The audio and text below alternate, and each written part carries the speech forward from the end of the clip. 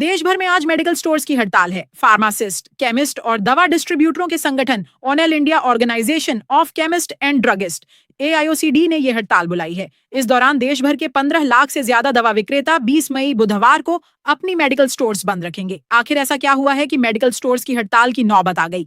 देश भर में आज मेडिकल स्टोर्स बंद है। All India organisation of chemists and druggists के ऐलान पर यह बंद किया गया है। संगठन की मांग है कि ऑनलाइन हो रही दवाओं की बिक्री पर रोक लगाई जाए और दवाइयों को रेगुलेट किया जाए। धौलपुर के सरमथुरा में भी सभी केमिस्ट की दुकानें बंद। सरमथुरा के अलग अलग इलाकों में इस बंद का असर दिखा।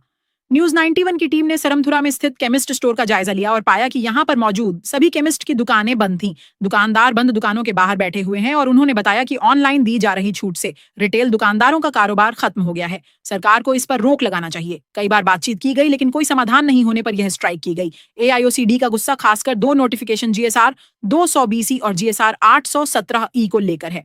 उनका कहना है कि सरकार को दोनों नोटिफिकेशन को तत्काल प्रभाव से वापस लेना चाहिए, क्योंकि इन प्रावधानों की वजह से ऑनलाइन फार्मेसी कंपनियां एक तरह के कानूनी धुंधले क्षेत्र में काम कर रही हैं। यानी इनके लिए ऐसा स्पष्ट और व्यापक कानून नहीं है जो यह तय करे कि प्रिस्क्रिप्शन की जांच कैसे होगी, दवाइयां किस नियम के तहत दी जाएंगी और नियम उल्लंघन पर कैसे जवाबदेही तय होगी। हाँ जी, हम जो क्या हमारी मांग है कि जो क्या है ऑनलाइन दवाइयाँ बंद होनी चाहिए। इससे जो क्या हमारे रिटेल काउंटरों के लिए बहुत घाटा हो और बहुत लॉस का टारगेट है।